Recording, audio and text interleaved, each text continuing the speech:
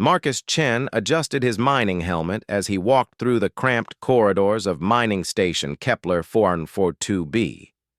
The artificial gravity hummed beneath his boots, a constant reminder that he was floating in the void of space, extracting rare minerals from an asteroid field that most species considered too dangerous to approach. But humans had never been known for making safe choices. The communication panel on his wrist buzzed with an incoming transmission. Marcus smiled before he even looked at the caller ID. Only one person called him during his shift breaks.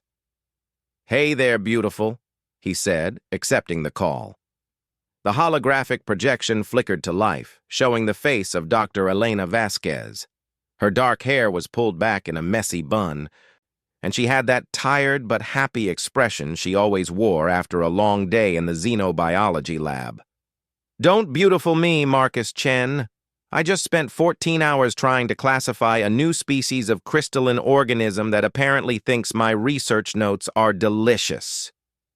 Elena's voice carried that mix of exhaustion and excitement that made Marcus's chest tighten with affection. "Sounds like you need a vacation," Marcus said, settling into his small quarters. Through the porthole, he could see the distant blue dot of Earth, barely visible among the stars. Maybe somewhere with actual sunlight and real food. "Oh, really? And I suppose you have the perfect destination in mind?" Elena's eyes sparkled with mischief. This was their game, their ritual. Marcus would suggest increasingly elaborate vacation plans, and Elena would laugh at his ridiculous ideas. Marcus leaned back in his chair, putting on his most serious expression. "Well, I was thinking we could start small. Maybe Titan, check out those methane lakes, then work our way up to something really exotic." "How exotic are we talking?" Elena asked, clearly enjoying herself despite her fatigue. Marcus stood up and began pacing his tiny room, gesturing dramatically even though the gesture was lost in the hologram. "I'm talking about a planet so beautiful, so perfect, that it would make Earth look like a mining station cafeteria. Somewhere with purple skies and golden beaches, where the air smells like vanilla and the gravity is just light enough to make you feel like you're dancing." Elena laughed, the sound filling Marcus's quarters with warmth. "And how exactly would we get to this paradise of yours?" "Simple," Marcus said, his voice taking on a mock-serious tone. "I'd conquer it for you, the whole planet. Just walk up to whoever's in charge and tell them that Dr. Elena Vasquez needs a proper vacation spot, and they'd better hand over the keys to their world." What Marcus didn't expect was Elena's reaction. Her laughter stopped abruptly, and her face went completely still. Through the hologram, he could see her gripping the edge of her desk, her knuckles white against the metal surface. "Elena? You okay there?" Marcus asked, concerned. He'd seen Elena handle specimens that could dissolve steel with their saliva, face down hostile alien ambassadors, and work for 36 hours straight without breaking a sweat. He'd never seen her look quite like this. "You..." Elena's voice was barely above a whisper. "You'd really do that? Conquer a planet? For me?" Marcus blinked, confused by the intensity of her reaction. "Well, I mean, it was a joke. I'm a mining engineer, not a military commander. I can barely conquer the coffee machine in the break room." But Elena wasn't laughing. If anything, she looked even more shaken. "Marcus, do you have any idea what you just said? That I'd get you a nice vacation spot?" Marcus sat back down, worried now. "Elena, what's going on? You're scaring me a little here." Elena took a deep breath, closing her eyes for a moment. When she opened them again, there was something different in her expression. Something that made Marcus's heart rate pick up for reasons he couldn't quite identify. "Marcus, in Altarian culture, when a male offers to conquer territory for a female, it's the highest form of romantic declaration. It's like proposing marriage, declaring eternal love, and promising to protect someone with your life, all rolled into one gesture." Marcus felt his stomach drop somewhere around his ankles. Altarian culture? Elena, you're human. Born in Sao Paulo, raised in New Geneva. I've met your parents. I'm half human, Elena said quietly. My mother was Altarian. I never told you because it never seemed important. Most people can't tell the difference anyway, and I identify as human. Marcus stared at the hologram, his mind racing. Elena was half alien. His Elena, with her perfectly normal appearance, and her perfectly normal laugh, and her perfectly human way of stealing the covers at night when she stayed over during their shore leaves. So when I said I'd conquer a planet for you, Marcus began slowly. You basically just proposed, Elena finished, in the most romantic way possible, according to half my genetic heritage. There was a long silence. Marcus could hear the hum of the station's life support systems, the distant clanging of mining equipment, the soft beep of his communication panel waiting for him to respond. But for the life of him, he couldn't think of a single thing to say. Marcus? Elena's voice was small, uncertain. Say something. Please. Marcus looked at her face in the hologram, at the woman he'd been in love with for 3 years, but had never had the courage to tell. The woman who made him laugh during his darkest moments in deep space, who listened to his rambling stories about mining techniques with genuine interest, who had somehow become the most important person in his universe without him quite realizing when it happened.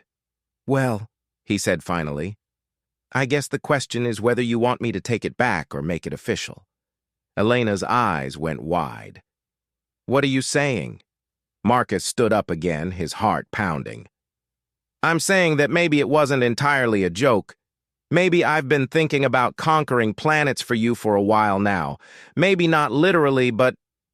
Elena, I love you. I've loved you for so long that I can't remember what it felt like before. And if there really is a planet out there that would make you happy, then yeah, I'd find a way to get it for you. The hologram flickered, and for a moment Marcus was afraid the connection had been lost. Then Elena's image stabilized, and he could see tears running down her cheeks. You idiot, she whispered. You beautiful, wonderful idiot. Do you know how long I've been waiting for you to say something like that? Probably not as long as I've been trying to work up the nerve to say it, Marcus admitted.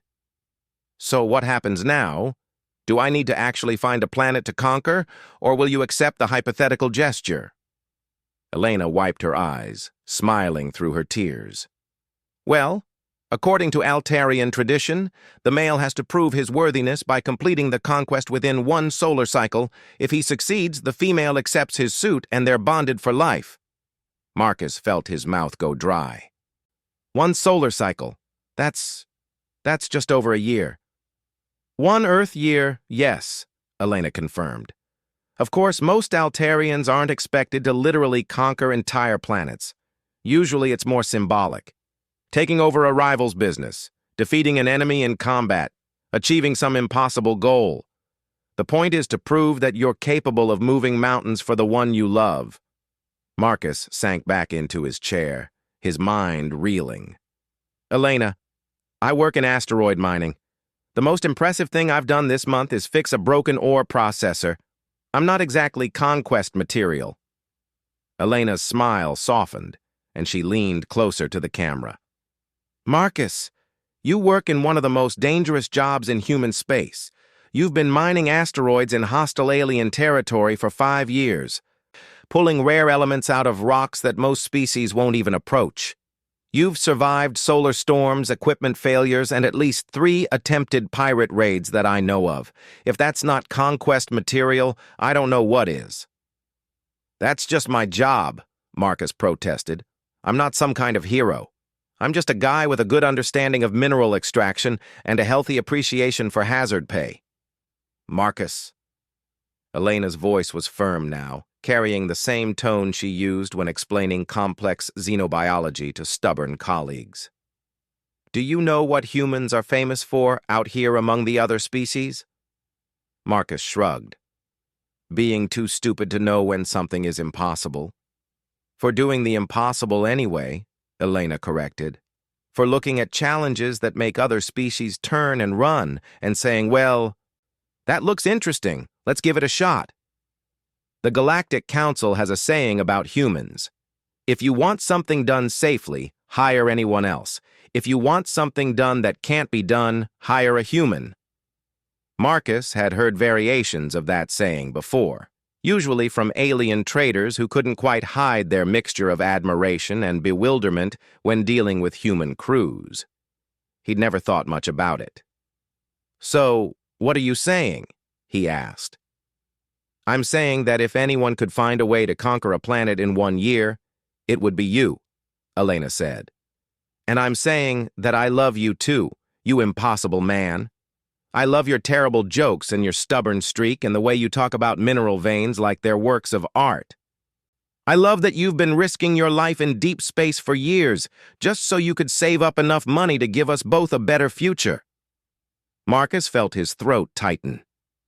Elena. But Marcus, Elena continued, her expression becoming serious. I need you to understand what you're suggesting.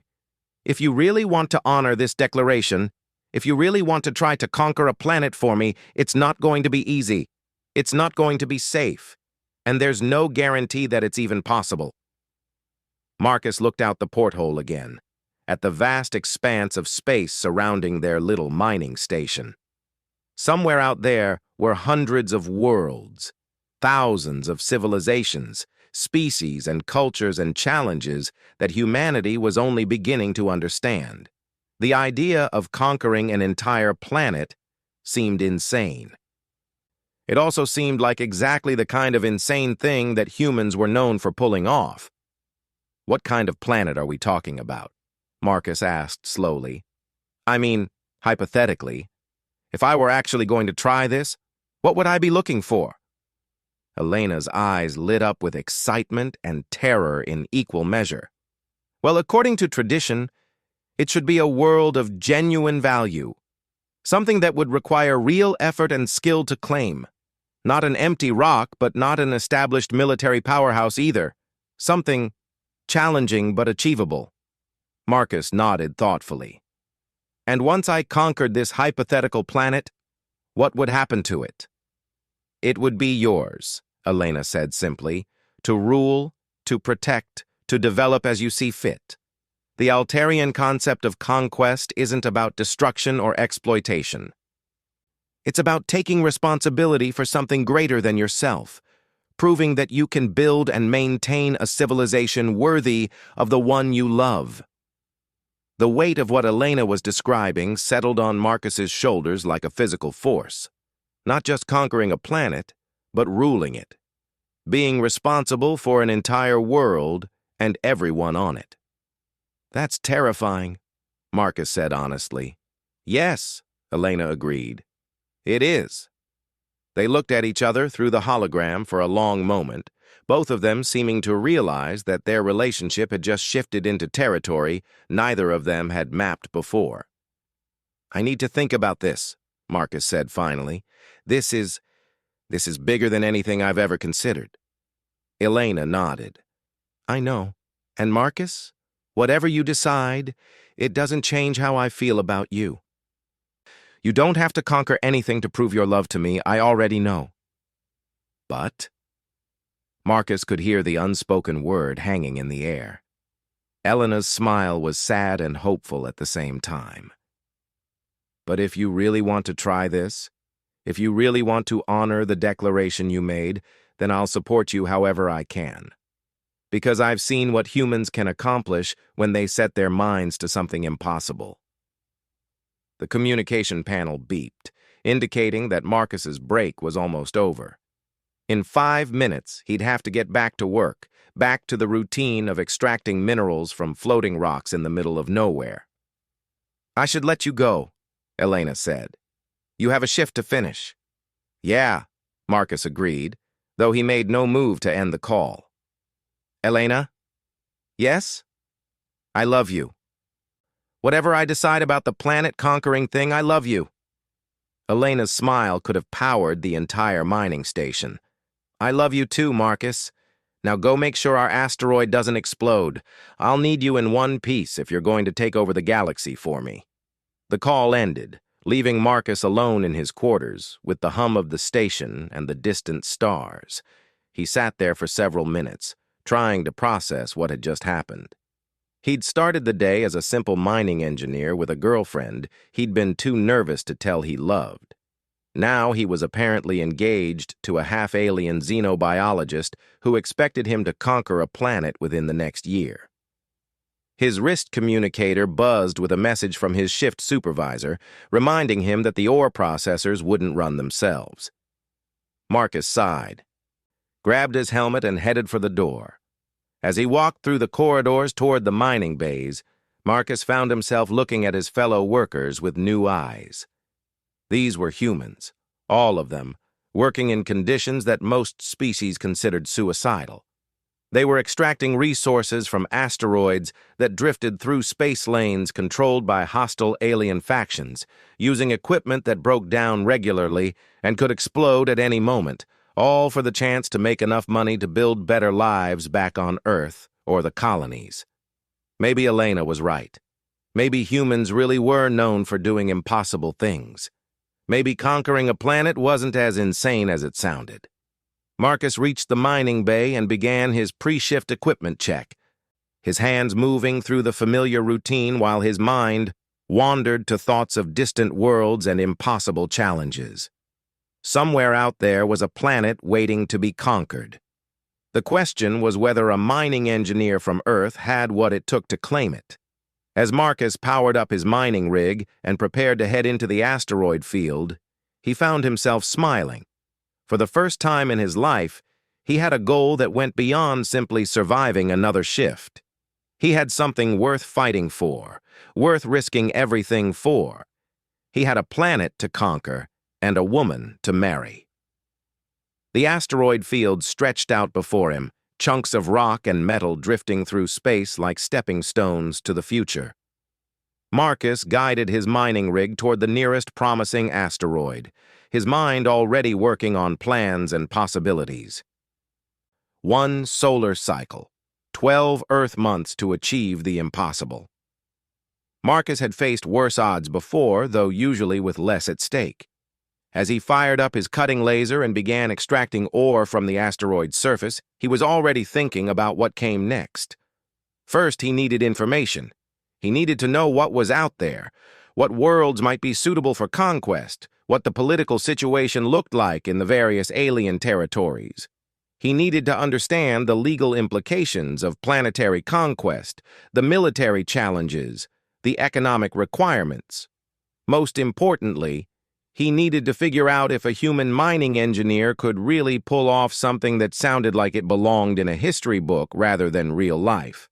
But as Marcus watched his laser carve through solid rock, turning raw asteroid into valuable resources, he realized something important. He'd been doing impossible things his entire career. Every day he took chunks of floating debris and turned them into materials that would build starships, space stations, and terraforming equipment. He took the raw stuff of the universe and shaped it into tools for human civilization. Maybe conquering a planet wasn't so different. Maybe it was just mining on a larger scale, taking something wild and dangerous and turning it into something useful and beautiful. Marcus's shift passed in a blur of routine work and extraordinary planning. By the time he returned to the station, he'd made his decision. He was going to do this. He was going to find a way to conquer a planet for Elena, not because some alien tradition demanded it, but because he wanted to. Because the woman he loved deserved to have someone willing to move mountains for her, and if mountains weren't available, planets would have to do. The first step was research. The second step was figuring out how a mining engineer could become a planetary conqueror. The third step was probably going to involve a lot of improvisation and luck. But Marcus had been a human working in deep space for 5 years. He was used to improvisation and luck being major parts of his job description.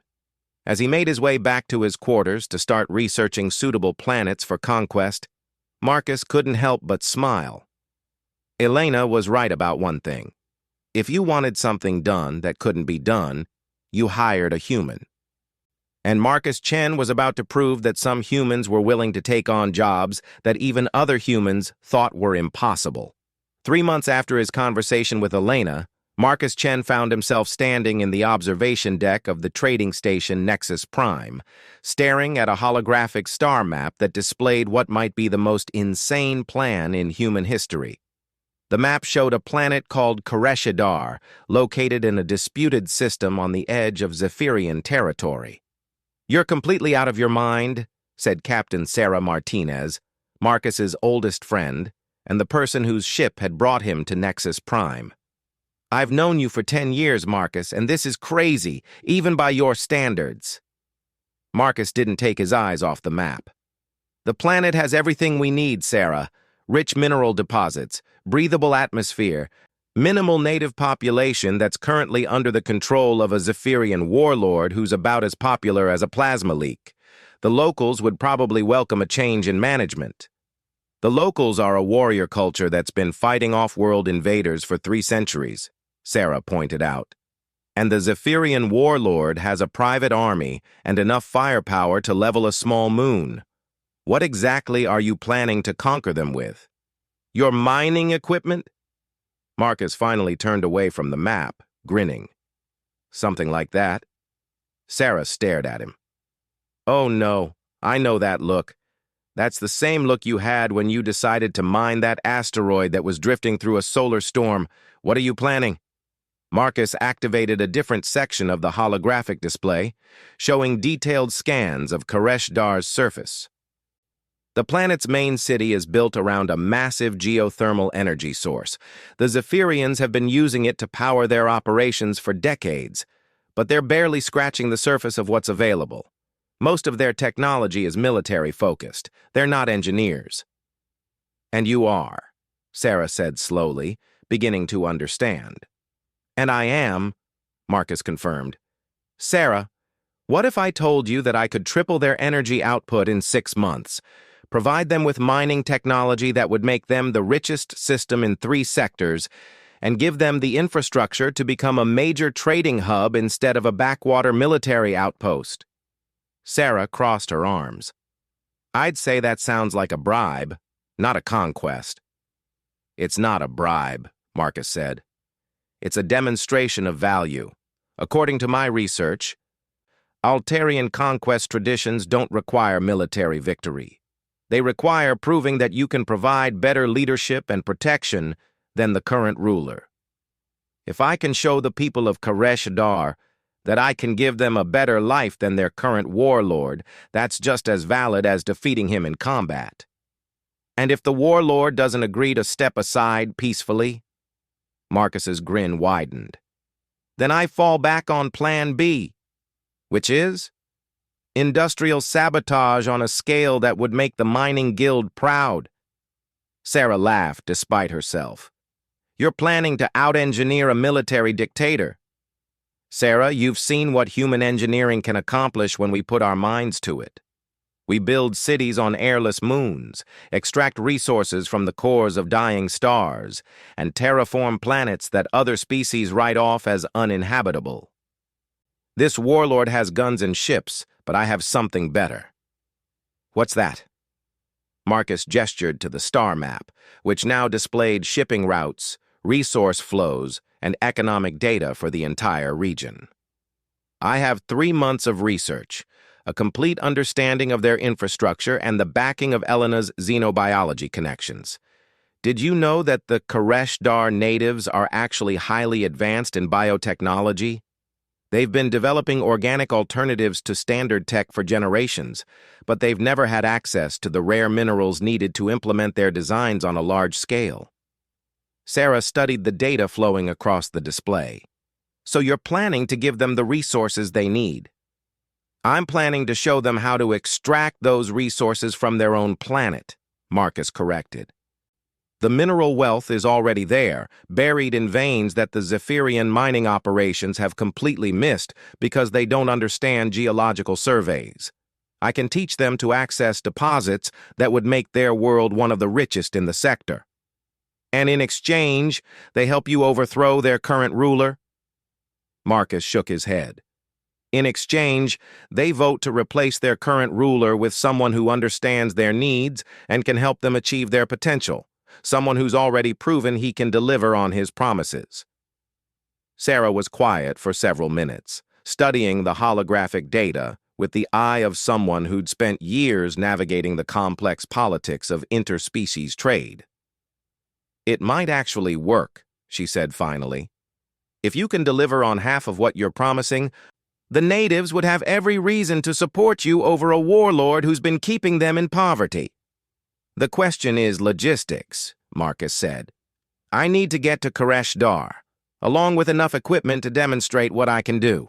I need a team of people who understand both human technology and alien cultural dynamics, and I need a way to make this look legitimate to the Galactic Council, because the last thing I want is to start an interspecies incident. Sarah grinned. Well, lucky for you, I know someone who specializes in exactly that kind of operation. Really? Really? His name is Dmitry Volkov, and he's been running independent planetary development projects for the last 15 years. He's got contacts throughout Council space, a reputation for getting impossible things done, and a team of experts who can make anything look official if you pay them enough. Marcus felt a surge of excitement. Where can I find this Dmitry Volkov? About 50 meters down the corridor, in the station's main bar. He's been waiting to meet you for the last 2 hours. Marcus blinked. He's been waiting to meet me? How does he even know I exist? Sarah's grin became wider. Marcus, you're a human who's been asking every trader, diplomat, and information broker on this station about planetary conquest strategies and mineral extraction rights in disputed territories. Word gets around fast when someone starts planning something this crazy. Dmitry heard about your project and decided he wanted in. 20 minutes later, Marcus found himself sitting across from Dmitry Volkov in a dimly lit corner of the station's bar. Dmitry was a large man with graying hair and hands that looked like they'd spent decades working with heavy machinery. His eyes held the same kind of focused intensity that Marcus had seen in other humans who made their living doing impossible things in dangerous places. So, Dmitry said after Sarah had made the introductions and left them alone to talk, I understand you want to conquer a planet for your girlfriend. Fiancé? Marcus corrected. And it's more complicated than that. It always is, Dmitry agreed. But the fundamental question remains the same. You want to take control of a world currently ruled by someone else, and you want to do it in a way that doesn't start a war. Is that correct? Marcus nodded. That's the general idea. Dmitry leaned back in his chair, studying Marcus with the expression of someone evaluating a piece of complex equipment. I've been doing planetary development work for 15 years, Mr. Chen. I've seen corporate takeovers, military coups, democratic transitions, and every other kind of regime change you can imagine. What you're proposing is ambitious, but it's not impossible. What would it take? 3 things, Dmitry said, counting on his fingers. First, you need legitimate legal standing. The Galactic Council recognizes several forms of planetary conquest, but they all require proper documentation and adherence to established protocols. I can help you file the necessary paperwork and make sure everything is technically legal. What's the second thing? You need local support. No matter how good your plan is, if the native population doesn't want you there, you'll never maintain control. From what I understand, you've already figured that part out. Marcus nodded. And the third thing? Dmitry smiled. You need a team that can actually implement your plan. Engineers, diplomats, security specialists, cultural experts. People who understand both human technology and alien psychology. People who can work in hostile environments and adapt to unexpected challenges. Do you have people like that? Mr. Chen, I have the best planetary development team in Council space. We've built cities on worlds where the atmosphere eats metal, established trading posts in systems where 3 different species claimed territorial rights, and turned failed colonies into thriving civilizations. If anyone can help you conquer a planet, it's us. Marcus felt his heart racing. This was really happening. He was sitting in a bar on a trading station in the middle of nowhere, planning to take over an entire world with the help of people he'd met an hour ago. "What would you want in return?" Marcus asked. "I'm assuming this isn't going to be cheap." Dmitri chuckled. "Mr. Chen, do you have any idea how rare it is to find a project this interesting? Most of my work involves corporate expansion, infrastructure development, basic terraforming. This is the first time in years that someone has asked me to help them conquer a planet for love. The story alone is worth the price of admission. But seriously, what's this going to cost me?" "Standard planetary development fees plus expenses," Dmitri said. "If we're successful, you'll own a world with enough mineral wealth to pay us back 10 times over. If we're not successful, well, we'll work out a payment plan that won't bankrupt you." Marcus stared at the older man. "You're willing to risk your entire operation on my crazy plan?" "Mr. Chen, I've been watching humans accomplish impossible things for my entire career. I've seen mining engineers build cities, seen farmers turn wastelands into gardens, seen ordinary people become leaders of civilizations they never imagined they could understand. If anyone can pull off planetary conquest through superior engineering and genuine care for the people they're trying to help, it's a human. When could we start?" Dmitri pulled out a data pad and began making notes. "I'll need 2 weeks to assemble the team and file the legal paperwork. You'll need that time to finalize your technical plans and gather the equipment we'll need. After that, we can be on our way to Kareshadar within a month." Marcus felt a mixture of excitement and terror. 2 weeks to prepare for planetary conquest. 2 weeks to prepare for the most interesting job I've taken in a decade, Dmitri corrected.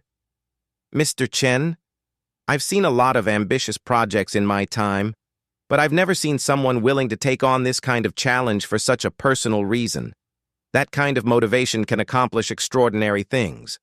They spent the next 3 hours going over technical details, legal requirements, and logistical challenges. Dmitri's team included engineers who specialized in rapid infrastructure development, diplomats who understood native rights protocols, and security experts who could provide protection without looking like an invasion force. They had equipment that could survey and extract mineral resources, technology that could integrate with existing alien systems, and enough experience to adapt their plans to whatever unexpected situations they encountered. By the time Marcus returned to his quarters on Sarah's ship, he had a comprehensive plan for the conquest of Kareshadar, a team of experts ready to help him implement it, and a timeline that would get him to the planet with 8 months left in his 1-year deadline.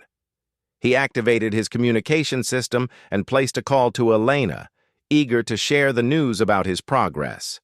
She answered immediately, her face appearing in the holographic projection with an expression of eager curiosity. "Marcus, how did your meeting go? Did you find anyone willing to help with your impossible project?" "I found a complete planetary development team with 15 years of experience," Marcus said, grinning. "We're filing legal paperwork with the Galactic Council, assembling equipment, and planning to depart for Kareshadar within a month." Elena's eyes went wide. "Marcus, you're serious about this. You're really going to try to conquer a planet." "I'm really going to try to liberate a planet," Marcus corrected. "I've been studying the situation on Kareshadar for months, Elena. The current warlord is keeping an entire civilization in poverty and isolation. The natives have the knowledge and skills to become a major power in the sector, but they lack the resources and infrastructure to achieve their potential. I can give them both. And if it works? If you actually manage to take control of the planet?" Marcus felt his throat tighten with emotion. "If it works, then I'll have proven that I can provide for you and protect you, and build something worthy of the amazing woman who somehow agreed to put up with my crazy ideas. If it doesn't work, at least I'll know I tried to give you everything I could." Elena was quiet for a long moment, her expression cycling through fear, pride and something that might have been awe. Marcus, do you understand what you're attempting? This isn't just about conquering a planet. You're talking about becoming responsible for an entire civilization, for their welfare, their future, their survival. I know, Marcus said softly. It's terrifying. But Elena, I've been thinking about this for months now, and I realize that I want this responsibility. Not just because of tradition or because I made a promise, but because I want to build something. I want to create something that will make the universe a little bit better. And you think you can do that on Kareshadar? Marcus nodded.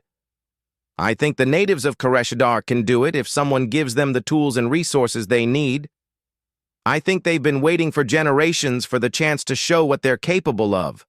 I want to be the person who helps them achieve that. Elena smiled, and Marcus could see tears forming in her eyes. You know what the most amazing part of this is? You started out trying to prove that you love me, and you've ended up discovering that you're meant to be a leader. I'm meant to be an engineer, Marcus protested. I just want to build things and solve problems. Marcus, leadership is building things and solving problems. It's just on a bigger scale than you're used to. And if anyone can figure out how to be a good planetary ruler, it's someone who cares more about the welfare of his people than about his own power. The call ended an hour later, leaving Marcus alone with his thoughts and his plans. In just over 3 weeks, he would be traveling to a distant world with the intention of overthrowing its government through superior engineering and genuine concern for its people. It was the most insane thing he'd ever attempted, and somehow it felt like the most natural progression of his career. Marcus spent the next 2 weeks working with Dimitri's team, finalizing technical specifications and legal documents. He learned about Galactic Council protocols for planetary succession, studied the cultural and technological history of the Kareshadar natives, and practiced using equipment that could survey and extract mineral resources under hostile conditions. Most importantly, he began to understand that what he was attempting was bigger than just conquering a planet for love. He was trying to prove that humans could be more than just stubborn survivors in a hostile universe. He was trying to show that they could be builders, protectors, leaders who made things better instead of just enduring whatever they found. As their departure date approached, Marcus found himself thinking less about Elena's reaction and more about the people of Kareshadar. From everything he'd learned, they were remarkable beings who had spent generations developing solutions to problems that human science was only beginning to understand. They deserved better than a warlord who saw them as subjects instead of partners. The night before departure, Marcus stood in the observation deck of Nexus Prime one final time, looking out at the stars that contained his destination. Somewhere out there was a planet full of people who didn't know that their lives were about to change completely. In just a few weeks, Marcus Chen would either be their new ruler or their failed liberator. Either way, it would be the most important work he'd ever attempted.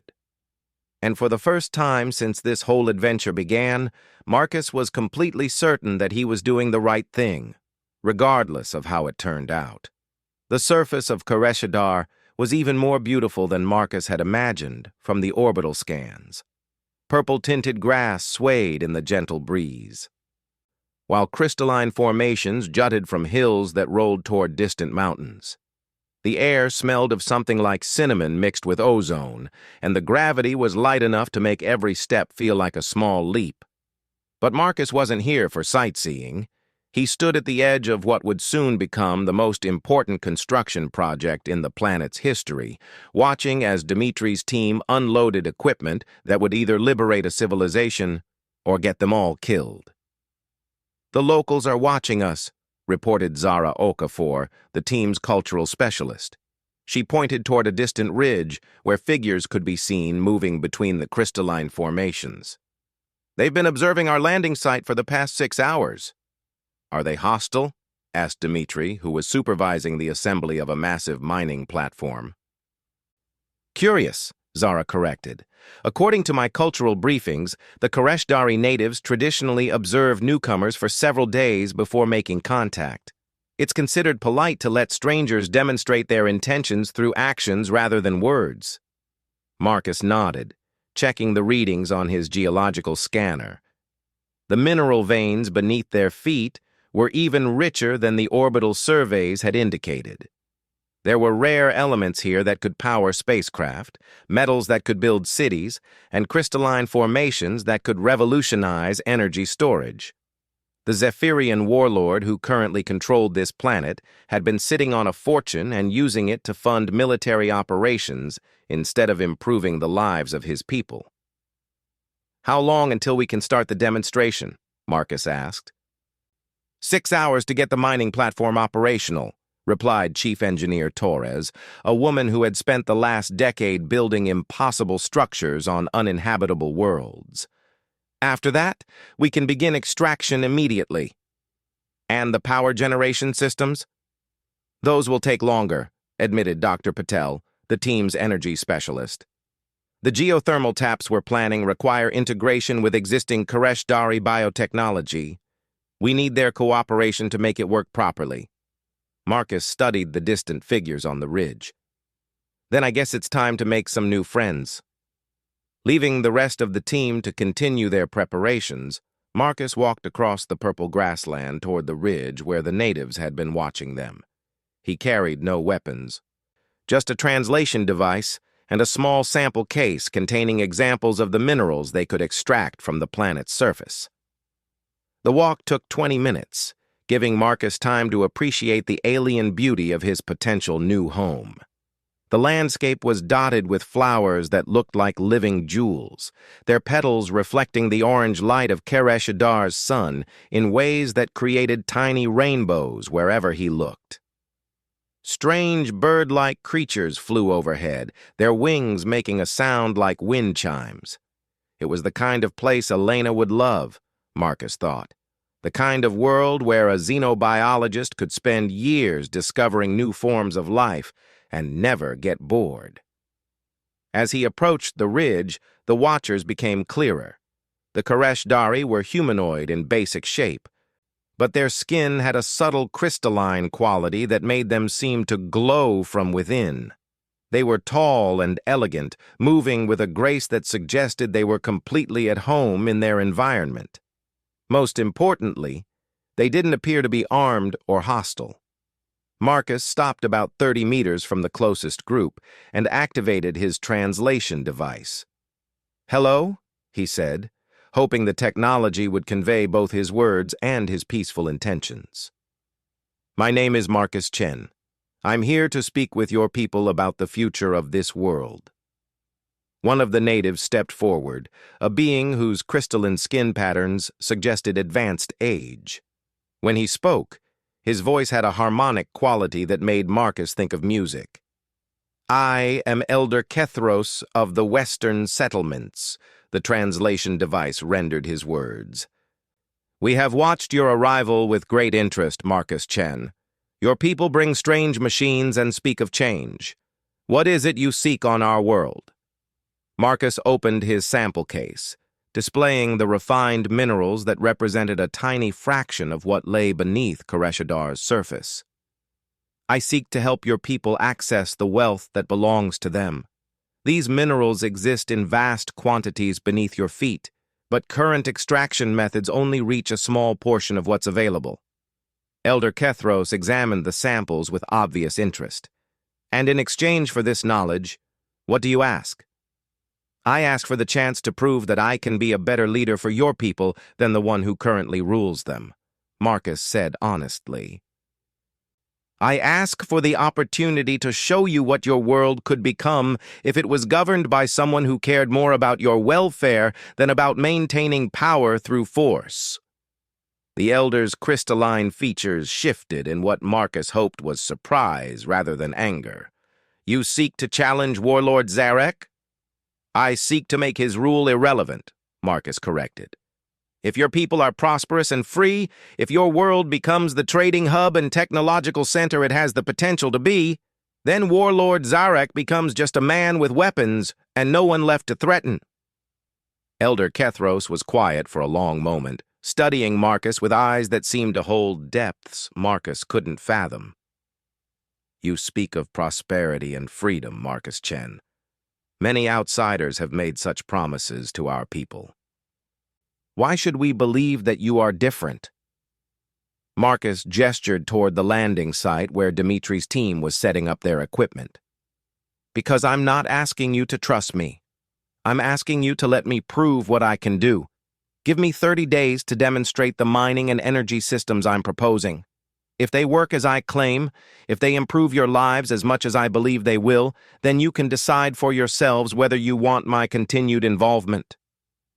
And if we refuse, if we decide that we prefer our current situation, then I'll pack up my equipment and leave, Marcus said simply. I'm not here to conquer anyone against their will. I'm here to offer an alternative to what you have now. Elder Kethros studied the mineral samples again, his expression thoughtful. These elements. Our biotechnicians have theorized about applications for such materials for generations. You say you can extract them in quantity. I can teach your people to extract them, Marcus corrected. The technology isn't complicated, just different from what you've been exposed to. With the right training, your own engineers could be managing the extraction operations within a few months. You would share this knowledge freely? Marcus nodded. My goal isn't to control your resources, Elder Kethros. My goal is to help you develop them for your own benefit.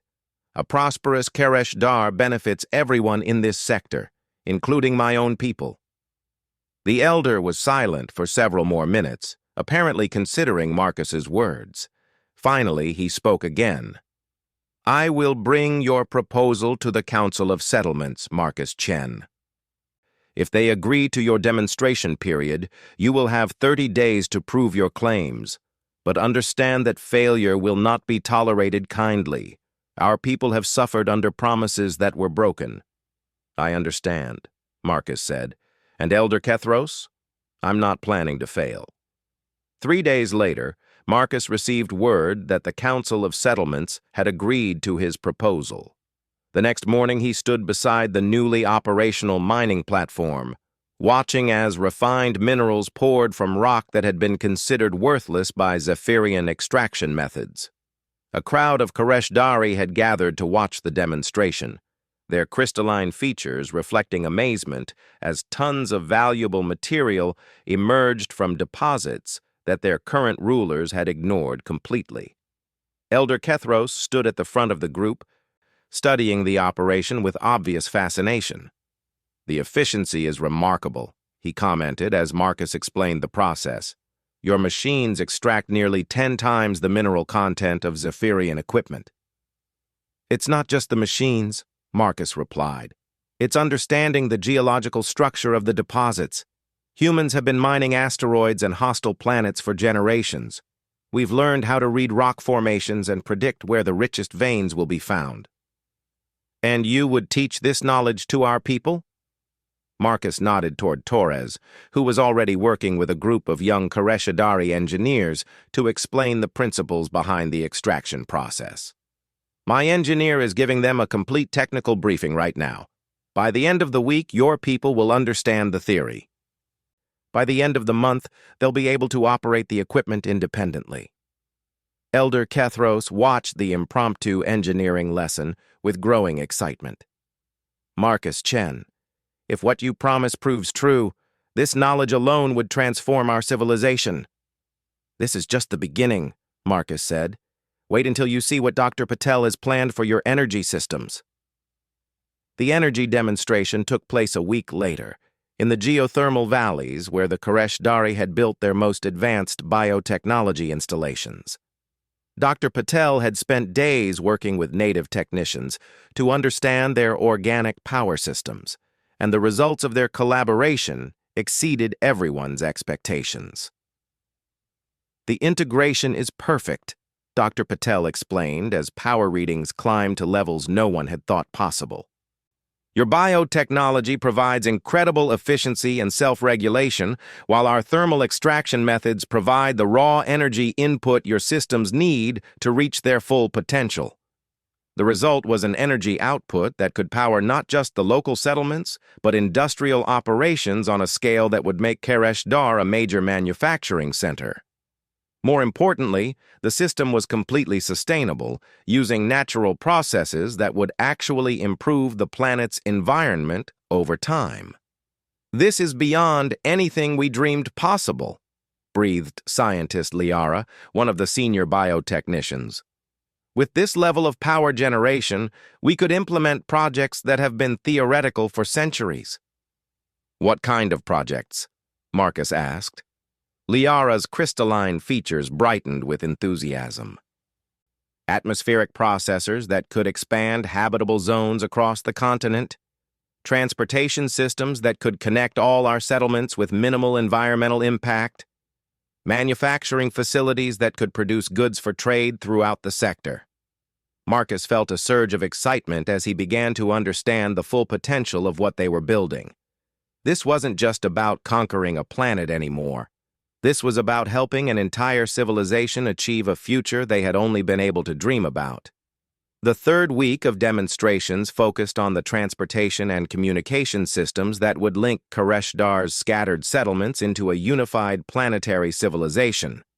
Using a combination of human engineering and Karesh Dari biotechnology, they built networks that could carry people, goods, and information across vast distances with unprecedented speed and efficiency. By the end of the month, the transformation was visible from orbit. What had been isolated settlements struggling under Zephyrian oppression had become the foundation of a rapidly developing technological society. Trade delegations from neighboring systems were already expressing interest in establishing commercial relationships with the new Karesh Dar. More importantly, the people themselves had changed. Marcus could see it in their faces, in the way they moved, in the excitement that filled their voices when they talked about the future. They had gone from being subjects of a distant warlord to being partners in building something extraordinary.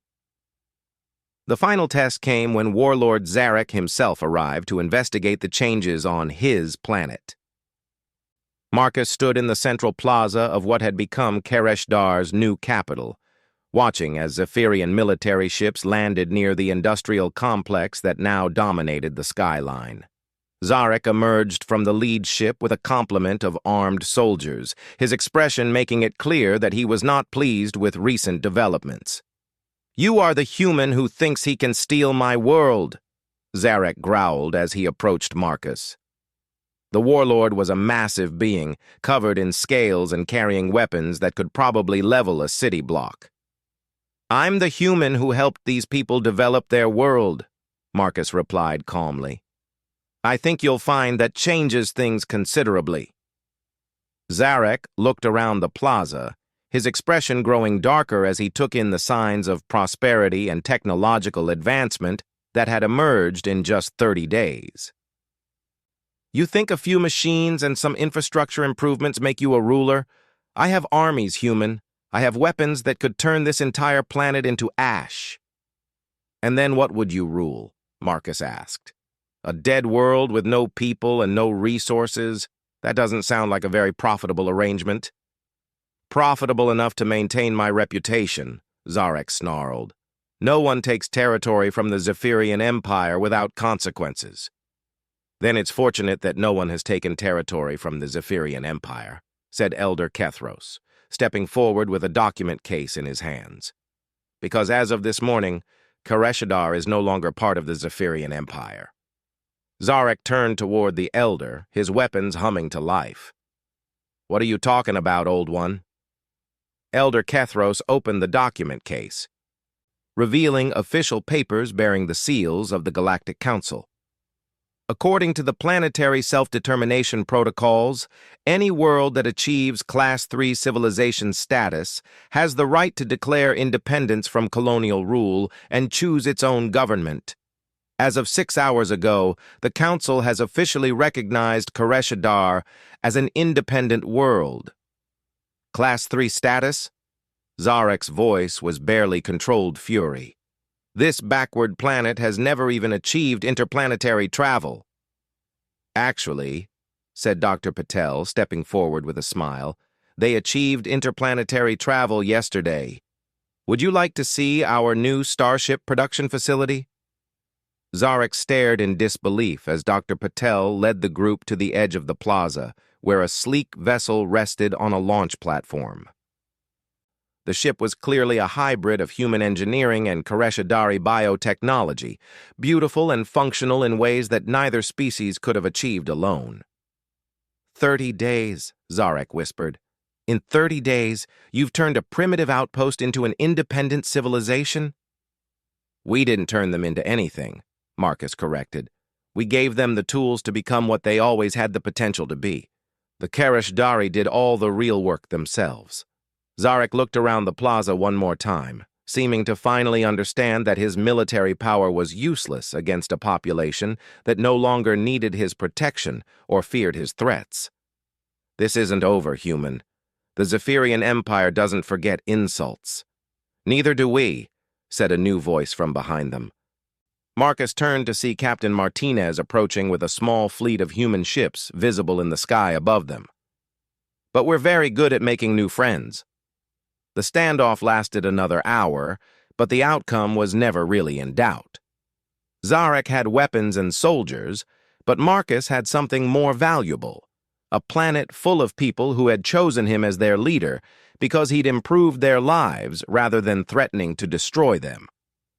When the Zephyrian ships finally departed, Marcus found himself surrounded by Koreshadari citizens who wanted to thank him for the changes he'd brought to their world. But all he could think about was the communication he needed to make. That evening, Marcus stood in his new office overlooking the central plaza of Koreshadar's capital, activating his long-range communicator for the most important call of his life. Elena's face appeared in the holographic projection, her expression eager and anxious. Marcus, I've been following the news reports. They're saying you've actually done it. They're saying you've conquered an entire planet in less than 6 months. I've liberated a planet, Marcus corrected. And Elena, I've found our new home.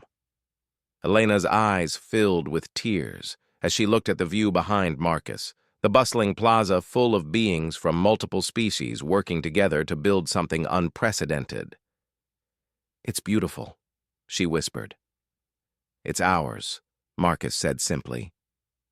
If you'll have us.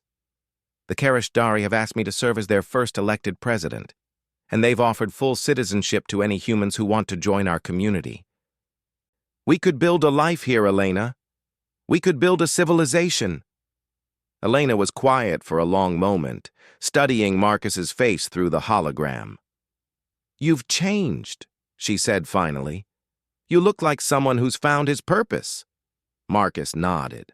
I started this trying to prove that I loved you. I ended up discovering that I love building things that make the universe better. And Elena, there's so much work to do here. So many opportunities for a xenobiologist to study new forms of life and help develop sustainable technologies. When do you want me to come? Elena asked, smiling through her tears. As soon as you can, Marcus replied. I have a planet to run, and I need my partner beside me.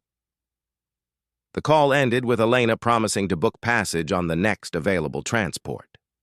Marcus stood alone in his office, looking out at the lights of a city that had been built in 30 days through cooperation between species that had never worked together before. He thought about the mining engineer who had started this adventure with a joke about conquering planets. That person seemed like a stranger now, someone who had understood so little about what he was capable of accomplishing. Marcus Chen was no longer just a mining engineer. He was the elected leader of an independent world, a partner in building something that had never existed before, and proof that humans really could accomplish impossible things when they had the right motivation. In the distance, he could see the construction lights of new projects that would make Koreshadar a beacon of cooperation and innovation throughout the sector. Tomorrow. He would meet with representatives from 6 different species who wanted to establish diplomatic relations with the New World. Next week, he would oversee the launch of their first interstellar trading mission. But tonight, he was simply a man who had kept his promise to the woman he loved and discovered along the way that some promises were worth transforming yourself to fulfill. Marcus activated his personal communicator one more time, recording a message for Elena to receive when she arrived. "Welcome home, Dr. Vasquez. I hope you're ready to help build a civilization because we're just getting started." As he prepared the message for transmission, Marcus smiled at the thought of Elena's reaction when she saw everything they had accomplished. She had been right about humans being known for doing impossible things. She just hadn't realized how impossible those things could be when someone had the right reason to attempt them. Outside his window, the lights of Karashadar stretched toward the horizon, a testament to what could be built when engineering skill was combined with genuine care for others' welfare. It was exactly the kind of place worth conquering for love, and exactly the kind of home worth building for the future. Marcus Chen had joked about conquering a planet, and ended up becoming the kind of leader who could build worlds instead. It was, he reflected, probably the most human thing he could have done,